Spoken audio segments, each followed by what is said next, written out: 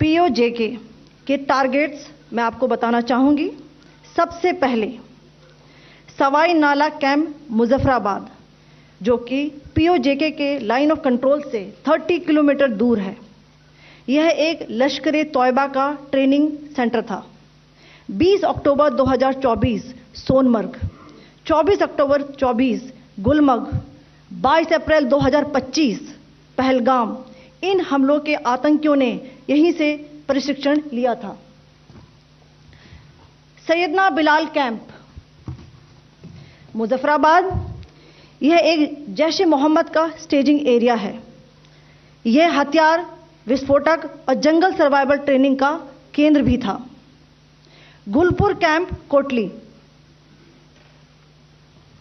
यह एलओसी से 30 किलोमीटर दूर था।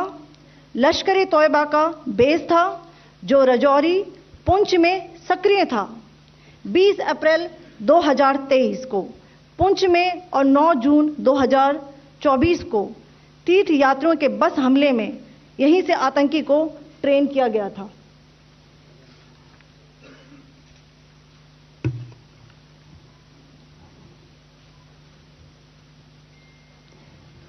बरनाला कैंप बिंबर, यह एलओसी से 9 किलोमीटर दूर है। यहां पर हथियार, हैंडलिंग, आईईडी व जंगल सर्वाइवल का प्रशिक्षण केंद्र था। अब्बास कैंप कोटली,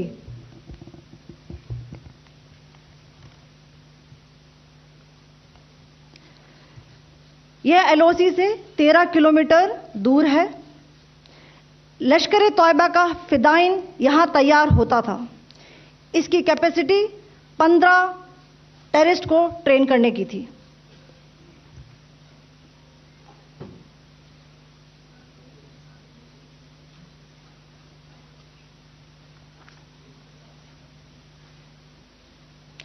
अब मैं पाकिस्तान के अंदर के टारगेट से अवगत कराना चाहूंगी।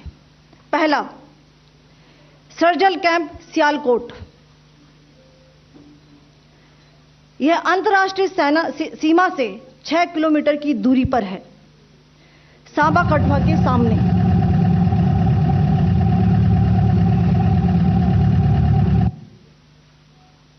मार्च 2025 में जम्मू एंड कश्मीर पुलिस के 4 जवानों को की जो हत्या की गई थी, उन आतंकवादियों को इसी जगह पर ट्रेन किया गया था।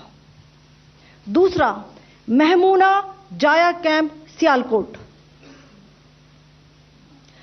यह 18 से 12 किलोमीटर आईबी से दूर था। हिजबुल मुजाहिदीन का बहुत बड़ा कैंप था। यह कठुआ जम्मू क्षेत्र में आतंक फैलाने का नियंत्रण केंद्र था। पठानकोट एयरफोर्स बेस पर किया गया हमला भी इसी कैंप से प्लान और डायरेक्ट किया गया था। मरकज ताइबा मुरीद के, यह आईबी से 18 से 25 किलोमीटर दूरी पर है। 2008 के मुंबई हमले के आतंकी भी यहीं से प्रशिक्षित हुए थे। अजमल कसब व डेविड हेडली भी यहां ट्रेन हुए थे।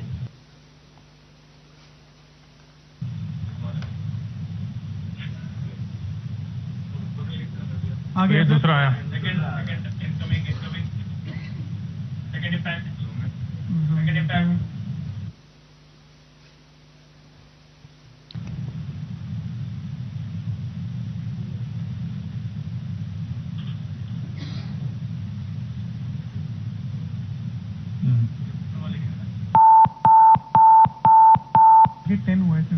टारगेट 10 हुआ, एंक्लोजर सेम ही है।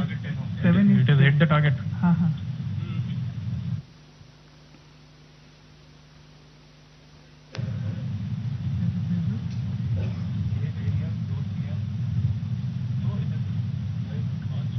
आ गया सर, इम्पैक्ट।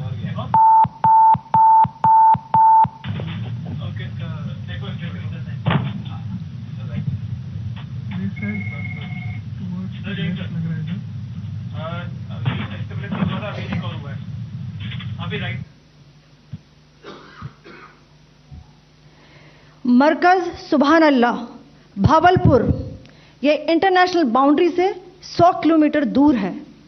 जैश ए मोहम्मद का मुख्यालय था।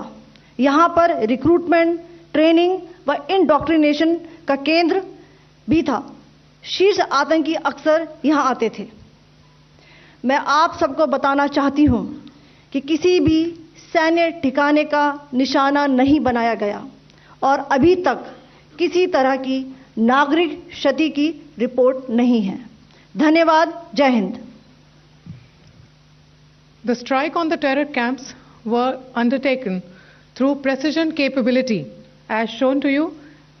A niche technology weapons with careful selection of warheads was ensured so that there will be no collateral damage. The point of impact in each of the target was a specific building or a group of buildings. All the targets were neutralized with clinical efficiency, and the results reiterate the professionalism of the Indian Armed Forces in the planning and execution of their operations. No military establishments were targeted. India has demonstrated considerable restraint in its response.